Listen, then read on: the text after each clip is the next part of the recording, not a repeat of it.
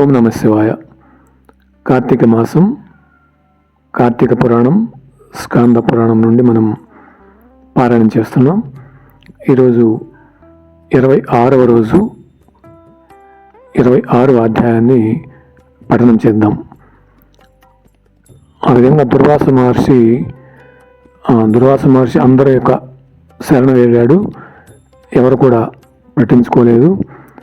సుదర్శన చక్రం ఆయన వెంట పడుతూనే ఉంది.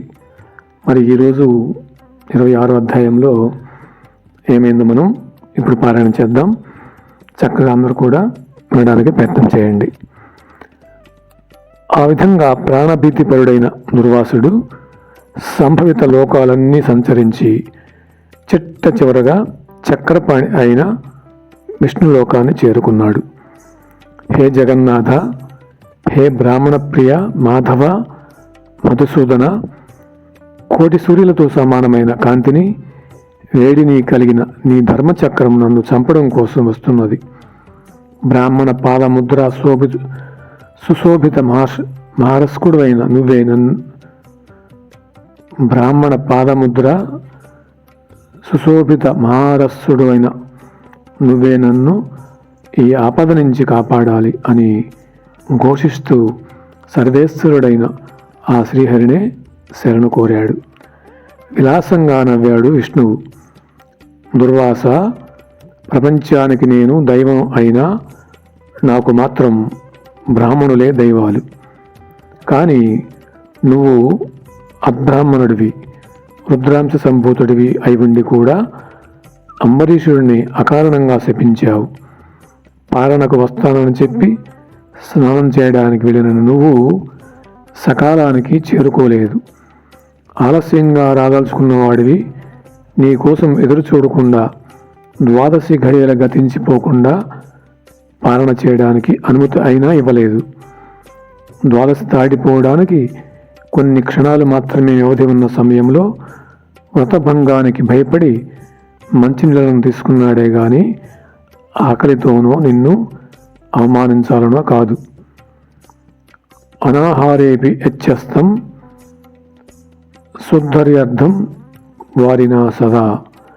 నిషిద్ధ ఆహారాలకు కూడా నీటిపానం దోషం కాదని శాస్త్రాలు చెబుతుండగా అదేమంత తప్పని నువ్వు శపించాల్సి వచ్చింది. ఆత్రేయ, నువ్వెంత కటువుగా మాట్లాడినా కూడా అతగాడు నిన్ను వినయపూర్వకంగా శాంతించమని వేడుకున్నాడే కానీ కోపగించుకోలేదు. అయినా సరే ముముక్షువైన అతగాడిని నువ్వు 10 దుర్భర జన్మలను పొందాలని శపించావు. నా భక్తులను రక్షించుకోవడం కోసం నీ శాపాన్ని నిమిషంలో త్రిప్పివేయగలను. కానీ బ్రాహ్మణ వాక్యం ఒట్టిపోయిందనే లోకాపవాదు నీకు కలగకుండా ఉండడం కోసం ఆ భక్తుడి హృదయం చేరి నీ శాపాన్ని సవినయంగా స్వీకరించిన వాడిని, నీ శాపాన్ని అంగీకరిస్తూ గృహణామి అన్నవాడిని నేనే గాని ఆ అంబరీషుడు మాత్రం కాదు. అతనికి నీవిచ్చిన శాపం సంగతే తెలియదు. ఋషిప్రభు, నీ శాపం ప్రకారంగానే ఈ కల్పాంతాన దుష్టుడైన శంఖాసురుణ్ణి సంహరించేందుకు, శిష్టుడైన మనును ఉద్ధరించేందుకు మహామత్స్యంగా అవతరిస్తాను. దేవదానములు క్షీరసాగరాన్ని మదించే వేళ మందరగిరిని మూపున ధరించి దానికి కుదురుగా ఉండేందుకు గాను కూర్మావతారుడి తాబేలుని అవుతాను. భూమిని ఉద్ధరించేందుకు హిరణ్యాక్షుని చంపేందుకు వరాహాన్ని అవుతాను. హిరణ్యకశిపుని సంహరించడం కోసం వికృతాసనం గల నరసింహ రూపావతారదారుని అవుతాను.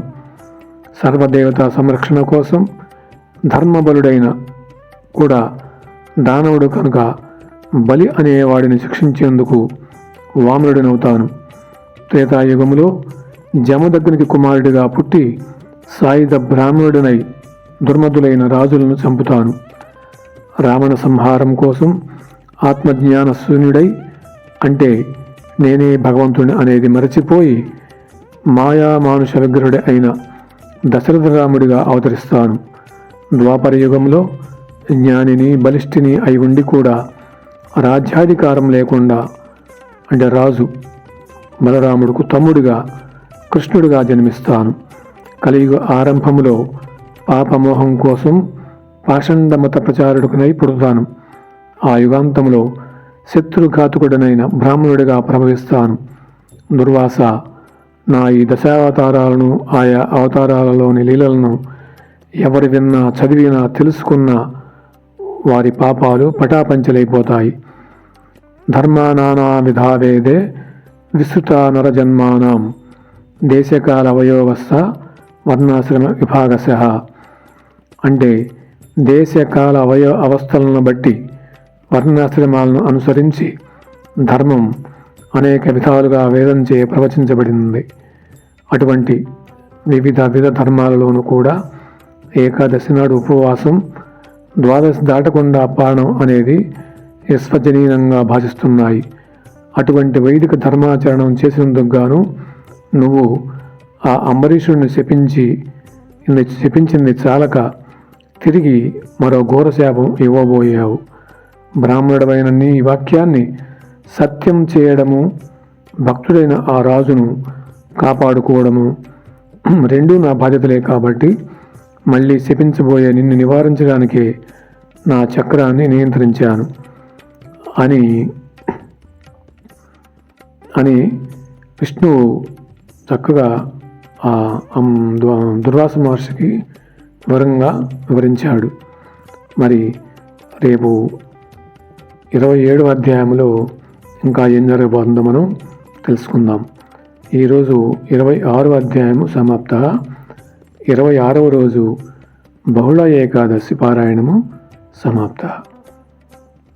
చూడండి, ఒక బ్రాహ్మణుడయుండి కూడా, అంటే విష్ణువుకి బ్రాహ్మణులు అంటే ఆయనకి ఎంతో ప్రియం, గోవులన్నా ప్రియం. అయినప్పటికీ ఆ అంబరీష్ మహారాజు కూడా విష్ణు భక్తుడే. కాబట్టి ఇద్దరికి వారిచ్చిన మాటని భగవంతుడు ఎప్పుడు కూడా భక్తుని మాటలను మాత్రమే నెరవేరుస్తాడు. ఇక్కడ దుర్వాస మహర్షి ఇచ్చినటువంటి 10 అవతారాల శాపం ఇచ్చారు, ఇలా జన్మిస్తావని అంబరీష్ మహారాజుకి. ఆ మాటను కాదనకుండా ఆ యొక్క బాధ్యతని భగవంతుడు తీసుకొని ఆ 10 అవతారాలను కూడా నేను చేస్తాను అని దుర్వాస మహర్షికి సవివరంగా తెలియజేస్తున్నాడు.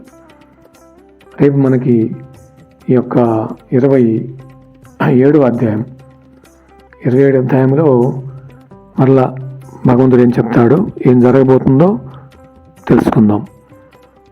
అందరికీ ధన్యవాదములు. ఓం నమః శివాయ.